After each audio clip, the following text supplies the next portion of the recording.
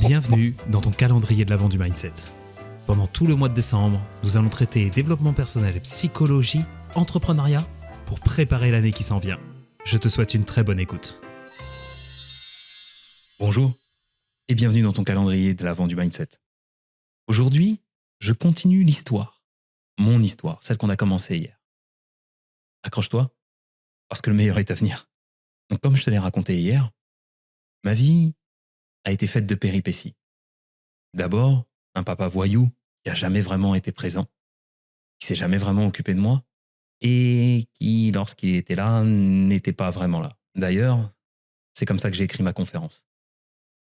Ma conférence raconte justement mon parcours à ses côtés, en quelque sorte, comment j'ai évité de dériver, et toutes les péripéties qui se sont déroulées. Le flingue que j'ai soulevé quand j'avais 12 ans, la pierre qui m'est tombée dessus quand on fuyait la police dans les bois. Enfin bref, tout un tas de choses, et il me faudrait plus d'un podcast pour le raconter. Et puis, derrière, celui qui a pris sa place, clairement merdé. Dévalorisation, forme de violence psychologique, des choses vraiment très dures. Quand j'étais enfant, je quittais la maison le plus souvent possible. Des fois même, je prenais mon vélo juste pour aller dehors et attendre. Attendre que ma mère rentre du travail. Parce que l'ambiance à la maison était tellement difficile qu'il valait mieux que j'attende assis dehors, que le temps passe, plutôt que de rester chez moi et de me prendre des réflexions, des remarques ou de me sentir mal. Bref, ça, c'est le pool de départ en quelque sorte. C'est les cartes qu'on m'a données. Mais après, ce que j'en fais, ça m'appartient. Je peux soit me mettre en mode victime, et aujourd'hui dans notre société, hein, tout est bon pour se victimiser, pour expliquer à tout le monde à quel point on a souffert, etc., etc. Ou alors, me bouger suffisamment le cul pour créer une vie qui me permettrait d'être épanoui. Et moi, c'est le chemin que j'ai pris. Donc ça, je te l'ai raconté dans l'épisode d'hier. Aujourd'hui, je te raconte ce moment de transition, ce moment particulier. Et l'histoire commence en 2018. On est en 2018 et je m'inscris sur la liste du Canada pour le PVT, le permis vacances-travail. Il y a un programme d'échange entre la France et plusieurs pays dans le monde qui te permet d'obtenir un visa pour aller travailler à l'étranger pendant, en fonction des pays, 1 an ou 2 ans. L'une des conditions est d'avoir moins de 35 ans. Et moi, justement, en 2018, j'arrive sur les 35 ans. C'est-à-dire que si je ne prends pas cette décision maintenant, je ne pourrais plus la prendre très bientôt. Donc, après avoir mené une carrière dans le Krav Maga, entre-temps, je suis devenu prof de CrossFit, j'ai un club qui tourne, j'ai 200 adhérents à l'année, etc. Je décide de me consacrer à cette reconversion. Je décide que ma vie va changer et je vais partir vivre sur le continent américain. Si tu as suivi un petit peu mon histoire, j'ai fait du parcours, j'ai eu l'occasion de m'entraîner avec les Yamakasi, j'ai développé la discipline en France dans les années 2000. Moi, je suis un grand fan de ciné. Quand j'étais gosse, comme j'avais pas de papa, j'allais chercher mon inspiration auprès des héros de cinéma. Et j'ai toujours rêvé de me rapprocher d'Hollywood. Et donc le projet, à ce moment-là, c'est ça. C'est quitter la France, partir m'américaniser grâce à ce PVT de 2 ans à Toronto, dans la partie anglophone du Canada. Et puis une fois que j'ai développé mes notions business, etc., essayer d'aller vivre près des studios de ciné pour devenir soit préparateur physique, soit moi-même cascadeur, bref. Pour te dire à quel point je suis passionné, hein, je pourrais même laver les chiottes des studios Marvel s'il faut, juste pour regarder le tournage, comment ça se passe. Tellement je suis passionné. Donc je mets tout sur place. Et comme j'ai aucun diplôme, j'essaie quand même d'avoir un backup. Je m'inscris à un BPGEPS en France, un diplôme sportif. Je passe 1 an et demi à me former, à tout préparer. Je me prépare une grosse roue de secours. Je passe des certifications, tout un tas de choses. Et puis, arrive l'acceptation, j'obtiens le visa et j'achète mon billet. Je pars en décembre 2018. Je pars, je crois, exactement le 14 décembre.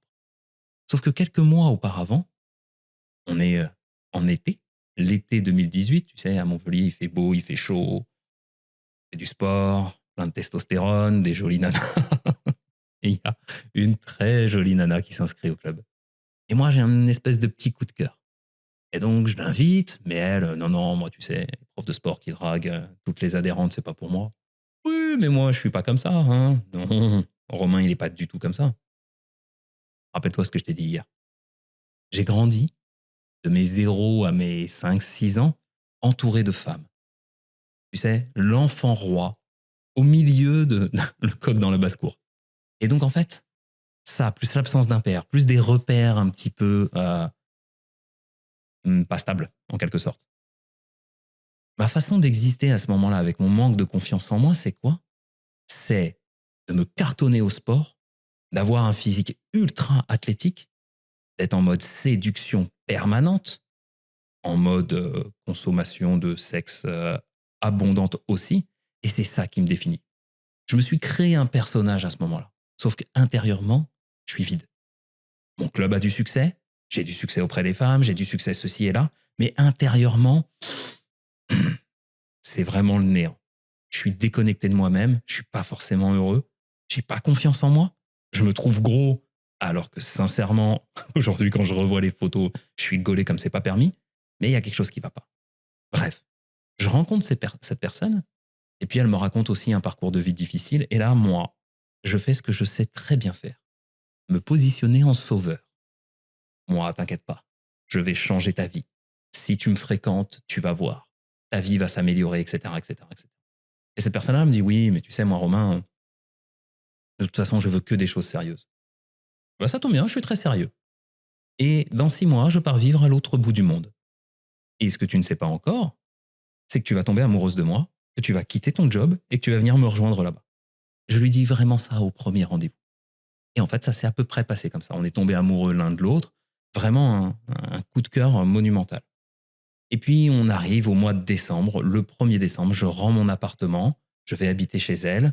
Et puis, le projet, c'est qu'elle démissionne de son taf, qu'elle me rejoigne à Toronto, même si elle n'a pas de visa, puis qu'on commence à créer notre vie là-bas. Et de toute façon, on trouvera des solutions. Savoir que depuis mon enfance, hein, j'ai une foi très puissante dans ma capacité à trouver des solutions, dans ma capacité à me sortir de situations difficiles. Pour moi, c'est ça, hein, la vraie confiance en soi. C'est pas d'être sûr de réussir. C'est d'être sûr que quoi qu'il arrive, on va suffisamment se bouger le cul pour trouver des solutions. J'ai pas besoin d'avoir toutes les réponses dès maintenant. J'ai juste besoin d'avoir foi dans ma capacité à me bouger. Voilà. Et c'est un peu dans cet esprit-là que je pars à Toronto. Et donc, je vends tout. Je donne mon club de Krav Maga à mes élèves. Je le donne. Je revends pas un business. Je le donne. J'avais créé différentes structures de CrossFit dans des salles de sport. Je donne tout. Je vends tout ce que j'ai 2 valises, et dans 15 jours, départ pour une autre vie à l'autre bout du monde. Je dis au revoir à tout le monde, on fait la fête, et à une semaine du départ, Amandine sort des toilettes, blanche comme c'est pas permis, elle s'effondre sur le sol, elle me dit « je suis pas bien ». Et là je me dis « merde, qu'est-ce qui se passe ?» Elle tient un test de grossesse dans les mains et elle est enceinte. Et là moi, c'est simple, je me suis même pas posé la question. Tu gardes l'enfant. C'est incroyable. J'ai eu une vie, comme je te l'ai dit, faite un petit peu d'excès en tout genre, sauf la drogue. Jamais touché la drogue. La drogue, c'est mal. Ne touchez pas. Jamais touché à la drogue, jamais touché à autre chose, mais par contre, pas mal d'excès, la fête, etc. Ça ne m'est jamais arrivé. Jamais, aucune de mes petites amies n'est tombée enceinte ou autre. Et là, à seulement 6 mois de partir à l'autre bout du monde, non seulement je rencontre une femme comme jamais j'ai aimé, et en plus, elle tombe enceinte. Je lui dis, là, la vie est en train de m'envoyer un signal, on garde l'enfant. Je pars à Toronto, je crée une vie, vous me rejoignez là-bas, on trouvera des solutions, on élèvera notre enfant sur le sol canadien et on mènera cette vie là-bas. Elle est pas bien, elle me dit ok Romain, on y va, on fait ça. Je pars au Canada et la vie est tellement chère à Toronto. Je loue un petit appartement, ça me coûte 2000 $ par mois, alors que j'arrive à trouver un CDI, j'arrive à trouver pas mal de taf, etc. La vie ma nouvelle vie m'ouvre les bras, enfin, me tend les bras, c'est parti. Je vis mon rêve américain en l'espace de quelques secondes, enfin en l'espace de quelques jours, pardon, et je t'ai promis que je ne ferais pas de montage dans cet épisode. Sauf que la vie est tellement chère là-bas, un accouchement, hein, 15 à 20 000 $. En France, on ne se rend pas compte parce qu'on ne paye pas. Mais là-bas, ma femme arrive, ma copine, ça va me coûter 15 à 20 000 $. Je ne les ai pas. En fait, je me rends compte très rapidement que ce projet de vie, c'était le projet d'un mec célibataire, prêt à tout sacrifier, mais pas la vie d'un père de famille ou de quelqu'un qui va avoir un enfant. Et plus Amandine me dit, tu sais Romain, si je te rejoins à l'autre bout du monde, c'est pas pour rester enfermé dans un appartement alors que je parle pas la langue du pays, qu'il fait froid dehors, que je connais personne, pendant que toi tu vas travailler 70 heures semaine pour essayer de ramener de l'argent. Et donc je prends la décision de tout abandonner. Ce projet, qui était un projet de vie, je l'abandonne complètement et je rentre en France. Je lui dis, on élèvera notre enfant en France. Sauf que je reviens, j'ai plus rien. Mon club de Crave, bah, je l'ai donné à des élèves. Eux, ils ont démissionné. Je me souviens de Nicolas, qui avait lâché une vie. Il était plombier, il gagnait bien sa vie. Il avait tout abandonné pour reprendre le club. Il était hors de question que je lui retire le pain de la bouche. Non, non, bah, je vais me démerder. Et donc, dans ce cas-là, la dégringolade, elle est un petit peu difficile. Je passe d'une vie où je prends 4 000 € par mois à travailler, allez, 3 heures par jour grand max. Et quand on dit travailler, hein, on entend, hein, et aller faire la bagarre avec des copains et s'amuser et aller boire des coups en sortant, à rien. Je rentre, j'ai rien. Quand je vais chercher du boulot en intérim, on me dit: «Ah, votre profil, il est intéressant, hein, mais vous rentrez dans aucune case, monsieur. Alors, bon, là, si vous voulez, à 30 minutes de chez vous, il y a une usine d'emballage de poissons surgelés. Faut y être à 6 heures du matin et c'est payé le SMIC». Voilà ce qu'on me propose. C'est dire que là, mon ego, il en prend un coup. Heureusement, j'arrive à trouver un taf dans une petite imprimerie qui est pas payée beaucoup plus que le SMIC, mais rapidement, je me mets en tête un projet. Romain, tu vas remonter une boîte. Tu vas avoir 6 à 7 mois devant pour reprendre le marketing du club de Krav Maga, booster les ventes, faire en sorte de pouvoir à la fois gagner de l'argent pour toi, pour tous les élèves qui ont repris le club, et tu vas monter un nouveau projet. Et j'ai travaillé comme ça pendant de janvier jusqu'au mois d'août.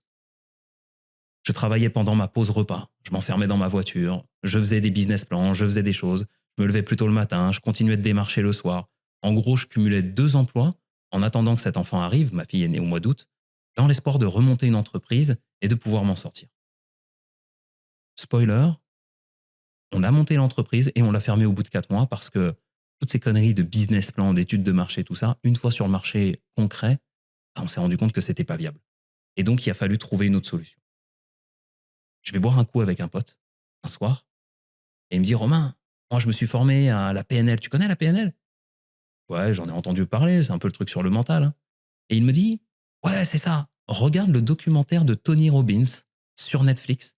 Tu le mets en anglais, hein, et tu regardes I'm Not Your Guru». OK, pourquoi pas. Je m'intéresse de toute façon au mental depuis toujours. Et donc, ce soir-là, je rentre chez moi, je me fais un bain. C'est mon petit plaisir, un bain. Je mets l'ordinateur sur le coin de la baignoire, j'allume Netflix et je regarde le documentaire. Je passe du rire aux larmes. Je prends une claque atomique ce soir-là. Parce que d'un coup, je me rends compte que ce que je vois dans le documentaire, c'est ce que j'ai essayé de faire toute ma vie à travers l'enseignement sportif. J'ai toujours dit à mes élèves au Krav Maga, pour moi, la pratique du sport tel que vous faites, c'est une voie de développement personnel.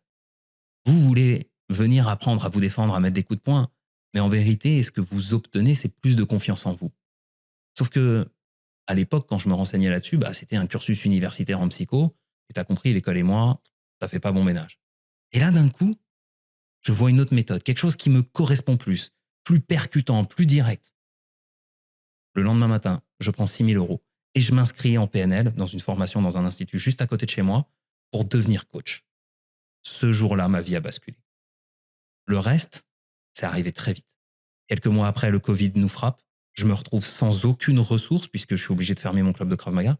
Je peux plus facturer, j'ai des gens qui me demandent des remboursements, j'ai un enfant qui vient de naître, il faut que je paye des couches, etc., etc. Plus d'autre choix. Je me lance dans le coaching. Depuis, je me suis investi à 200% pour rebondir, pour me former. J'ai appris le marketing, j'ai appris le fonctionnement concret des réseaux sociaux, j'ai appris tout un tas de choses qui me permettent aujourd'hui d'avoir ce podcast, de te parler, d'accompagner des clients sur le même chemin, sur ce que moi j'ai traversé. C'est ça qui me donne cette force. Quand j'ai quelqu'un en face de moi qui est face à une peur, moi j'ai traversé des peurs. Dans ce parcours de vie, je ne vais pas te raconter toutes les anecdotes, on en aurait pour des jours entiers. J'ai déjà vu la mort en face. J'ai déjà eu des situations dans lesquelles je me dis là c'est fini. J'ai déjà eu une fois une sensation où j'allais me noyer. Et c'est parce que j'ai su gérer mon mental, j'ai pu me focaliser, etc., que je suis revenu.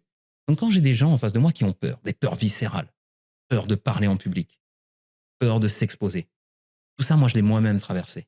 Donc c'est beaucoup plus facile pour leur en parler. Quand j'ai fait mon cursus en PNL, et tu le sais maintenant, je suis du genre à aller au bout des choses, j'ai expérimenté sur moi-même toutes ces techniques. J'ai fait un travail de pardon à mon beau-père. J'ai pardonné mon père. Mon père qui m'a abandonné, mon beau-père qui m'a rejeté. Tous les deux, j'ai fait un travail de pardon. Tous les deux, je suis allé leur parler pour dire, OK, je laisse ça derrière moi. Donc forcément, quand j'ai des gens en face de moi qui ont ces mêmes difficultés, je sais exactement comment les accompagner. Je sais aller les chercher dans leur tristesse, dans leur peur, dans leur côté le plus sombre, parce que j'ai grandi là-dedans. La tristesse, c'est là-dedans que je me suis bâti dans une partie de ma vie. Et il a fallu que j'apprenne à intégrer l'amour. Et ça, je l'ai appris au moment de la naissance de ma fille. C'est là que j'ai pris une claque. La naissance de ma fille, ça a été une bénédiction. C'est à partir de là que ma vie a changé. Excuse-moi. Parce qu'en fait, je n'avais plus d'autre choix. Je ne me suis pas laissé le choix. C'était pas possible de reproduire ce que moi j'avais traversé dans mon enfance. Il fallait que je devienne quelqu'un de meilleur. Il fallait que je sois moins impulsif, plus patient, plus compréhensif, de meilleure humeur. Il fallait que je me débarrasse de ce besoin de séduction permanent. Il fallait que j'arrête d'aller chercher à l'extérieur des réponses qui se trouvaient en moi. Et donc j'ai pris la décision de faire face à tout ça. Et j'ai travaillé sur moi. J'ai profité de mon cursus de PNL pour non seulement me former, mais traverser tout ça. Et depuis, je ne cesse d'aller dans ce sens-là. Voilà l'histoire de ma vie.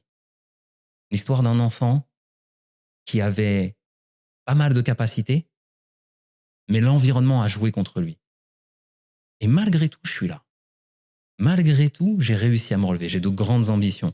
Je ne sais pas si je t'en parlerai sur ce podcast parce que je n'ai pas encore toutes les thématiques, mais j'ai de gros projets. J'ai vraiment une big picture, des choses à réaliser. Et je suis en chemin pour y arriver.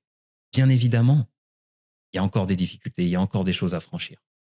Mais ce que j'ai envie de te dire à travers ces 2 épisodes, c'est que peu importe les difficultés que tu as traversées, tu as le choix là, maintenant, de changer ce qui doit être changé, de te focaliser sur tes vraies capacités, tes vraies ambitions, tes vraies valeurs, ta vraie humanité. Tu as le choix de quitter le côté sombre, obscur, la tristesse, pour basculer dans plus d'énergie, plus d'amour, plus de love, plus de paix intérieure. Et quand je dis plus de love, c'est bien sûr pour les autres, mais c'est envers toi-même. Moi, il a fallu que je fasse la paix avec une partie de moi. Toute ma vie, je me suis détesté. Et à un moment, je me suis dit non, tu peux pas continuer comme ça. C'est pas possible. Et à ce moment-là, les choses ont changé. J'espère que ces 2 épisodes t'auront inspiré. J'espère que mon histoire n'a pas été trop chiante à écouter. En tout cas, pose-toi cette question. Qu'est-ce que toi, tu devrais changer? Comment toi, tu peux mettre ton focus sur ton potentiel? Et comment tu vas créer ta vie demain? J'ai hâte que tu me partages tout ça. Je te souhaite une très bonne journée. À très vite.